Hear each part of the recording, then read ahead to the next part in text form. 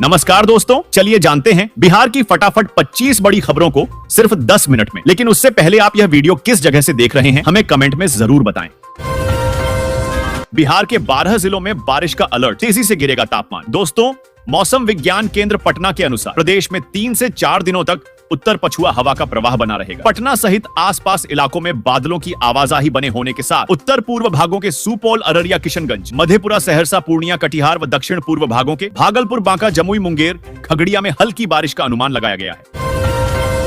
बालू माफियाओं पर नीतीश सरकार की बड़ी कार्रवाई, अब अवैध खनन और परिवहन पर लगेगा 10 लाख तक जुर्माना। दोस्तों, बिहार सरकार ने बालू समेत अन्य खनिजों के अवैध खनन, परिवहन और भंडारण पर लगाम लगाने के लिए सख्त कदम उठाए हैं। अब ऐसे अपराधों में लिप्त लोगों पर 10 लाख रुपए तक का जुर्माना लगाया जाएगा। इस कदम से राज्य में खनिजों के अवैध कारोबार पर अंकुश लगेगा और सरकार को राजस्व में भी वृद्धि होगी। भूमि सर्वे का काम होगा और भी आसान, नीतीश सरकार ने दे दिया नया आदेश। दोस्तों, विभाग भूमि सर्वे कर्मियों को कैथी लिपि की पुस्तिका बांटने जा रहा है। इस लिपि के विशेषज्ञ पहले से ही इन्हें प्रशिक्षित कर रहे हैं। विभाग के मंत्री डॉक्टर दिलीप कुमार जायसवाल ने मंगलवार हुई बैठक में कैथी लिपि की पुस्तिका बनाने का निर्देश दिया। कैथी लिपि का प्रशिक्षण प्राथमिकता के आधार पर उन जिलों में दिया जा रहा है जहाँ कैडेस्ट्रल खतियान के आधार पर राजस्व संबंधी कार्य होते हैं। पैक्स सदस्यता आवेदन स्वीकृत करने में धांधली, बीसीओ ने डीसीओ को लिखा पत्र। दोस्तों, बक्सर में प्राथमिक कृषि आरण समितियों पैक्स के चुनाव से पहले सदस्य बनाने में बड़े पैमाने पर गड़बड़ी का आरोप लगा है। सहकारिता विभाग के 2 अधिकारी इस मामले में आमने सामने हैं। इटाढ़ी प्रखंड के प्रखंड सहकारिता पदाधिकारी ने जिला सहकारिता पदाधिकारी पर गंभीर आरोप लगाए हैं। उनका कहना है कि उनके पास अपने सभी आरोपों के समर्थन में पुख्ता सबूत हैं। बिहार में खुलेंगे 8000 कौशल विकास केंद्र, 20 लाख युवाओं को प्रशिक्षण के साथ मिलेगी इंटर्नशिप। दोस्तों, बिहार में युवाओं के लिए बड़ी खुशखबरी सामने आई है। राज्य में 8000 कौशल विकास केंद्र खोले जाएंगे, जहां 20 लाख युवाओं को बाजार की मांग के अनुसार प्रशिक्षण दिया जाएगा। इन केंद्रों पर युवाओं को कौशल विकास के साथ साथ इंटर्नशिप का भी मौका मिलेगा। इस पहल से बिहार के युवाओं को रोजगार के बेहतर अवसर मिलेंगे और राज्य का विकास होगा। बिहार के इस जिले में मकर जाल की तरह भूमि विवाद का मामला रैंकिंग में भी पिछड़ा। दोस्तों, अररिया जिला राज्य सरकार द्वारा जारी रैंकिंग में सबसे निचले पायदान पर है, जो जमीन संबंधी मामलों को सुलझाने में काफी पीछे है। यहाँ भूमि विवादों के कारण अक्सर खूनी संघर्ष होते रहते हैं। थाना स्तर पर जनता दरबार के आयोजन के बावजूद मामले कम नहीं हो रहे हैं। अंचल कर्मचारियों की कारगुजारी और भूमाफिया की गतिविधियां भी समस्या को बढ़ावा देती हैं। पैक्स चुनाव को लेकर बड़ी हलचल, 5 चरणों में होगा मतदान। दोस्तों, बिहार में पैक्स चुनाव की तैयारियां जोरों पर हैं। 286 प्राथमिक कृषि साख समितियों, पैक्स के अध्यक्ष पद एवं प्रबंधकारिणी समिति के सदस्य पदों के लिए 5 चरणों में चुनाव होगा। मतदाता सूची प्रकाशित हो चुकी है और दावा आपत्ति की प्रक्रिया चल रही है। 26 नवंबर से 3 दिसंबर के बीच अलग अलग चरणों में मतदान होगा। इस चुनाव में ईवीएम से नहीं बल्कि बैलेट पेपर पर वोट डाला जाएगा। नेपाल से बिहार में घुसा हाथियों का झुंड, कई एकड़ में लगी फसलों को किया बर्बाद। दोस्तों, नेपाल के चितवन उद्यान के 6 हाथियों का झुंड रविवार को पश्चिम चंपारण के वाल्मीकि टाइगर रिजर्व से सटे एक गांव के पास देखा गया। ग्रामीणों के मुताबिक हाथियों ने खेतों में घुसकर लगभग 10 एकड़ में लगी फसलों को बर्बाद किया, जिसके बाद मशाल जलाकर हाथियों को गांव से भगाया गया। गांव में गजमित्रों की तैनाती हुई है। अब एक ही मशीन करेगी दिल और दिमाग की जांच। आईजीआईएमएस में खुलेगा बिहार का पहला बाइप्लेन कैथ लैब। दोस्तों, राजधानी पटना के आईजीआईएमएस में एक ऐसी लैब तैयार की जा रही है जहां एक साथ दिल और दिमाग दोनों की बीमारियों की जांच की जा सकेगी। इतना ही नहीं, बुढ़ापे में जिन मरीजों की नस नहीं मिलती है, उनकी समस्या का समाधान भी इस लैब में किया जा सकेगा। बता दें कि इस लैब के शुरू होने के बाद बिहार के मरीजों को जांच के लिए बाहर नहीं जाना पड़ेगा। औरंगाबाद के लोगों की बल्ले बल्ले ग्रीनफील्ड एक्सप्रेसवे के लिए अधिग्रहित होगी 300 हेक्टेयर जमीन। दोस्तों, भारतमाला परियोजना के तहत बनने वाले ग्रीनफील्ड एक्सप्रेसवे के लिए औरंगाबाद जिले में करीब 300 हेक्टेयर जमीन का अधिग्रहण किया जाएगा। जमीन अधिग्रहण की प्रक्रिया तेजी से पूरी की जा रही है। सड़क निर्माण कराने वाली कंपनी अंबा के एरका ने कॉलोनी के पास धनीबार गांव में अपना कैंप लगा दिया है। सड़क निर्माण की सभी मशीनें कैंप में खड़ी की गई हैं। बिहार में रेलवे कर्मचारी का हुआ पकड़ुआ विवाह, सामने आया वीडियो। दोस्तों, बिहार के समस्तीपुर में रेलवे के एक कर्मचारी का पकड़ुआ विवाह कराने का मामला सामने आया है। वीडियो में दिख रहा है कि लड़की के परिजन रेलवे कर्मचारी को जबरदस्ती सेहरा बांधते हुए नजर आ रहे हैं। कुछ रिपोर्ट्स में कहा गया है कि नौकरी लगने के बाद लड़के ने प्रेमिका से रिश्ता तोड़ दिया, जिसके बाद जबरन शादी कराई। गई। सरकारी दफ्तरों में बकाया भुगतान के बावजूद लगेंगे स्मार्ट प्रीपेड मीटर, एक्टिव हुए अधिकारी। दोस्तों, बिहार में सरकारी दफ्तरों में बकाया भुगतान के बावजूद स्मार्ट प्रीपेड मीटर लगाए जा रहे हैं। कई जगहों पर काम शुरू भी हो गया है। अगले महीने तक सभी सरकारी दफ्तरों में स्मार्ट प्रीपेड मीटर लगाने का लक्ष्य है। विभागों से सेंट्रलाइज पेमेंट की व्यवस्था की गई है। बता दें कि प्रदेश में 1.87 लाख 640 बिजली कनेक्शन है और इन पर 1455 करोड़ 79 लाख का बकाया है।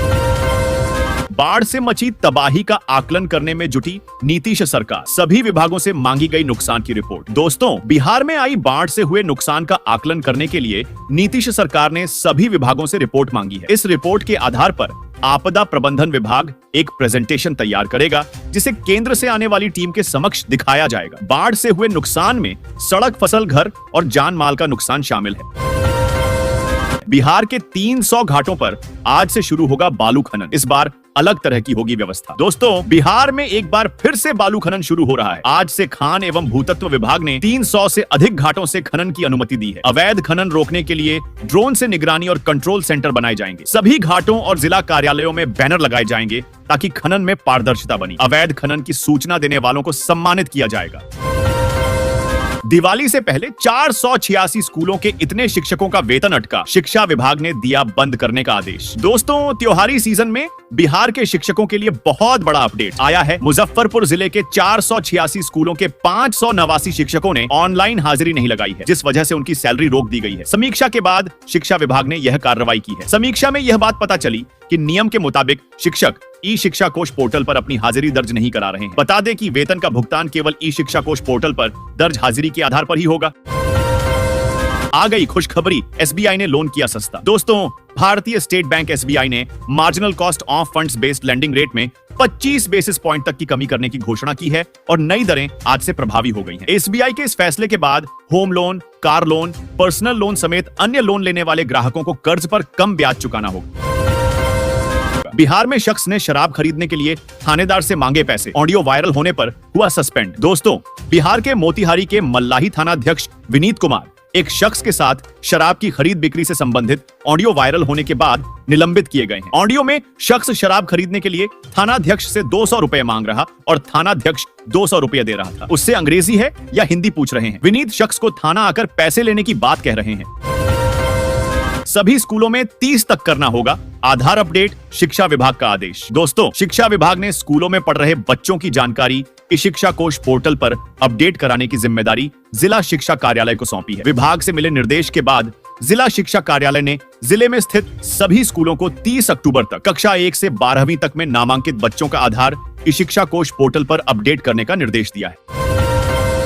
आ गई खुशखबरी, इन युवाओं को सरकार देगी हर महीने 8,000 रुपए। दोस्तों, देश के प्रधानमंत्री द्वारा भारत में रहने वाले नागरिकों को कौशल क्षेत्र में आगे बढ़ाने के लिए प्रधानमंत्री कौशल विकास योजना की शुरुआत की गई है। आपको बता दें कि प्रधानमंत्री कौशल विकास योजना 4.0 के तहत आवेदन करने के बाद आप सभी को प्रशिक्षण दिया जाता है। इस योजना के तहत आवेदन करने के लिए आपको ऑनलाइन के माध्यम को अपनाना होगा। प्रधानमंत्री कौशल विकास योजना के माध्यम से देश में रहने वाले लाखों युवा प्रशिक्षण लेकर अपना रोजगार शुरू कर रहे हैं। केंद्र सरकार द्वारा चलाई जा रही है यह एक ऐसी योजना है जिसके तहत उनके कौशल के आधार पर उन्हें प्रशिक्षण दिया जाता है और प्रशिक्षण समाप्त होने के बाद उन्हें एक सर्टिफिकेट भी प्राप्त होता है, जिसके बाद वह सभी कहीं भी अपने कौशलता के आधार पर रोजगार और व्यवसाय शुरू कर सकते हैं। सर्टिफिकेट प्राप्त करने के लिए और प्रशिक्षण लेने के लिए आपको इसमें आवेदन करना होता है। बता दें कि केंद्र सरकार द्वारा प्रधानमंत्री कौशल विकास योजना की शुरुआत की गई है। इस योजना के माध्यम से करीब 40 विभिन्न क्षेत्रों में प्रशिक्षण दिया जाएगा। लाखों युवा जो अभी तक बेरोजगार बैठे हैं, उन सभी को घर बैठे ही ऑनलाइन ट्रेनिंग करने की सुविधा दी जा रही है और उन्हें प्रैक्टिकल कोर्स भी सरकार द्वारा कराया जाएगा। युवाओं को प्रशिक्षण देने के साथ साथ 8,000 रुपए प्रतिमाह भी दिए जाएंगे। प्रधानमंत्री कौशल विकास योजना का मुख्य उद्देश्य देश में रहने वाले शिक्षित युवाओं को प्रशिक्षण प्रदान करना है। उन सभी को इस योजना के माध्यम से डिजिटल इंडिया प्लेटफॉर्म के तहत ट्रेनिंग दिया जाएगा। युवा घर बैठे इस योजना के तहत प्रशिक्षण प्राप्त कर सकते हैं और उन्हें प्रैक्टिकल करने का भी अवसर मिलेगा। प्रशिक्षण प्रक्रिया पूरा होने के पश्चात उन्हें एक सर्टिफिकेट भी दिया जाएगा, जिसकी सहायता से वह रोजगार का अवसर बेहद ही आसानी से प्राप्त कर पाएंगे। इस योजना के माध्यम से 10वीं और 12वीं में पढ़ाई कर रहे युवाओं को प्रशिक्षण दिया जाएगा और उन सभी युवाओं को भी प्रशिक्षित किया जाएगा जो अपना पढ़ाई छोड़ चुके हैं। प्रधानमंत्री कौशल विकास योजना में रजिस्ट्रेशन करने के लिए आपके पास आधार कार्ड, पैन कार्ड, बैंक खाता number, mobile number, passport size photo, 10वीं और 12वीं का मार्कशीट, ईमेल आईडी होना चाहिए। अगर आपके पास ये सब है तो आप आवेदन कर सकते हैं।